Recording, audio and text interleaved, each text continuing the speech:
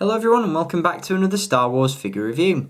Today we're going to take a look at some more figures from the Black Series 6-inch line, and in today's review we're going to take a look at a figure that in my opinion should have been released as part of the initial wave of Black Series figures way back in 2013. It's an iconic look for an iconic character, and it just so happens that this figure has been re-released recently to commemorate 40 years of Star Wars.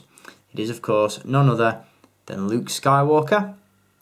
And this particular figure does depict Luke in his farm boy outfit from Episode 4, A New Hope. This is a great figure in its own right, although it's not without its flaws.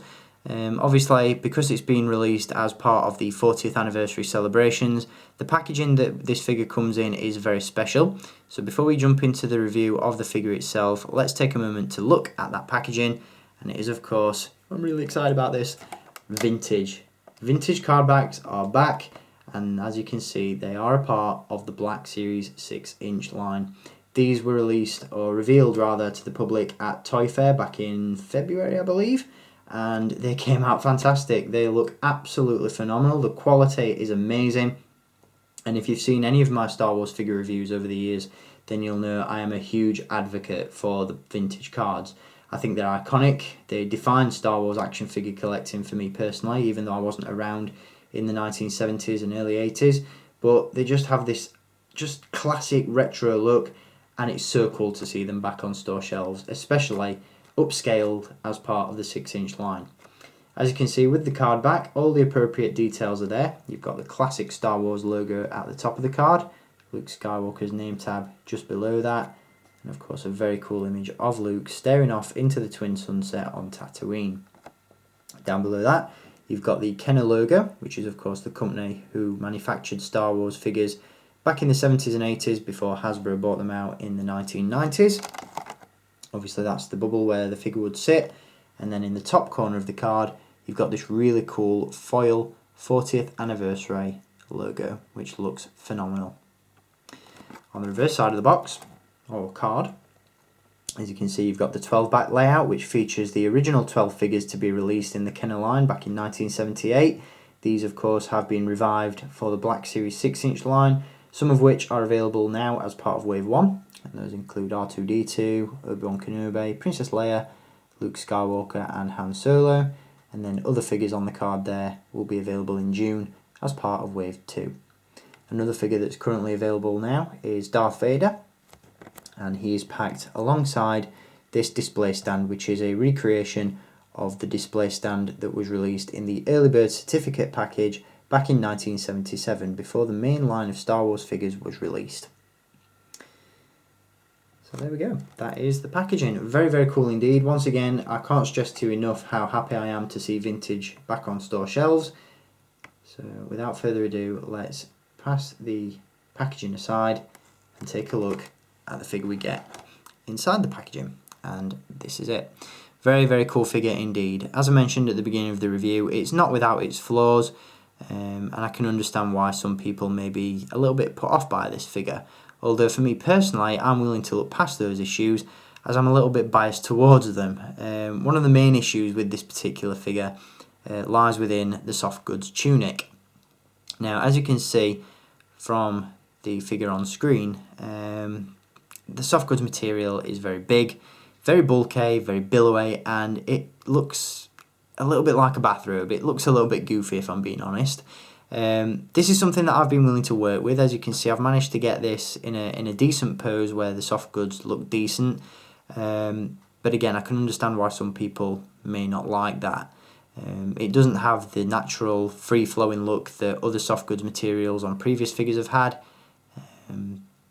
You know, it's not horrendous. I'm a little bit biased towards it, mainly because it reminds me of the figure that was released as part of the Vintage Original Trilogy collection back in 2004, which also featured a soft goods tunic. I was never lucky enough to get my hands on that figure, so this is sort of a 6-inch reincarnation of that one, so I jumped at the chance to get it really.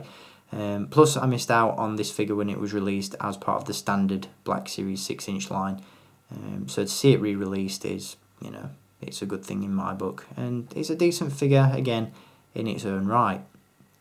With the soft goods aside, The other issue that I have with this one lies within the head sculpt, or at least the paint applications that have been applied to it.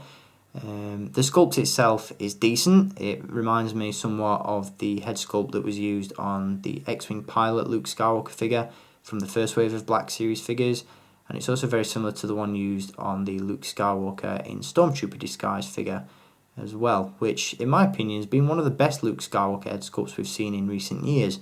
This one is on the same lines. It's not exactly identical, but it's very, very similar, although the paint applications, at least on my sample, really let this one down. As you can see, the paint apps around the eyes, very weakly done, not the best I've ever seen.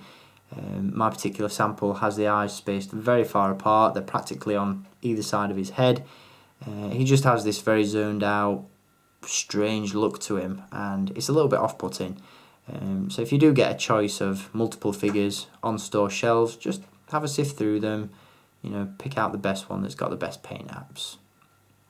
With those issues aside, the rest of the figure is absolutely fantastic. Articulation and accessories are not to be complained about.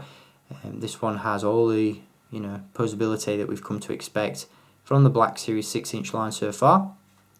So with that said, we do have a ball joint and a hinge at the neck, which allows the figure to look up, down, all around, getting him in some great poses. You've got ball joints in the shoulders, elbows and wrists, and there's also a swivel at the bicep. Obviously, the soft goods tunic does hide a lot of those articulation points, although you can remove the belt and tunic to reveal those articulation points underneath. For the purposes of time and for this review, I'm not going to mess around doing that now, but if you roll up the sleeve, then you will get a look at the articulation underneath. Now, one thing to point out with this figure in particular is the fact that the arms underneath are very, very skinny, and with that being said, the plastic is very thin and very bendy. So just be careful with this one. Don't apply too much force when posing the figure, as those elbow joints are likely to snap. So just be warned with that one. With regards to the rest of the figure, you've got a ball joint in the torso, ball hinges at the hips, swivels at the thighs, double joints in the knees and double joints in the ankles. So once again, all the articulation that we've come to expect from the 6-inch line. Once again, you can get this figure in some fantastic poses. One of my favourites is the iconic pose from one of the most famous Star Wars posters, where Luke Skywalker has the lightsaber risen in both hands above his head, and once that figure is in that pose, it looks absolutely brilliant. So I really like the posability on this one, and I really like the accessories as well. As you can see, obviously he does come with his father's lightsaber, which is a great sculpt and has some really nice paint applications to it. The blade is removable, and there's a hook on the bottom of the hilt which allows you to attach it to the belt. You've also got some other attachments on the belt, such as these macro binoculars, which are also removable. There is a clip on the back of those just to lift those off. Some great detail and paint apps on those as well. And then you've got pockets and pouches and a droid collar on the belt itself. The droid collar isn't removable, but that's probably for the best, as it's a very small accessory, likely to get lost. And as you can see around the back, great detail on those leather pouches. We've also got some really nice detailing in the boots, which look phenomenal. Nice weathering, nice textured detail. And all in all, this is a really, really nice figure. Again, if you're willing to look past the oversized bathrobe or soft goods tunic, this is a really, really nice figure to add to the collection. As I mentioned at the beginning of the review, it's an iconic look for Luke Skywalker, and it really nicely rounds out the selection of heroes from Episode 4 A New Hope as part of the Black Series 6-inch line. So with that being said, I would definitely recommend this figure. I really, really like it, and I think you guys will too. So if you want to purchase one for yourself, as always, there is a link down below in the video description, which will take you to staractionfigures.co.uk, where at the time of filming this review, he is in stock now and ready to buy. Alternatively, if you don't want to shop online, this figure is currently available in Toys R Us stores across the UK. So if you enjoyed having a look at this guy, I'll be back with another figure from the 40th anniversary Black Series line for my next review, so make sure you stay tuned for that. And until next time, as always, thank you for watching, keep collecting, and may the Force be with you.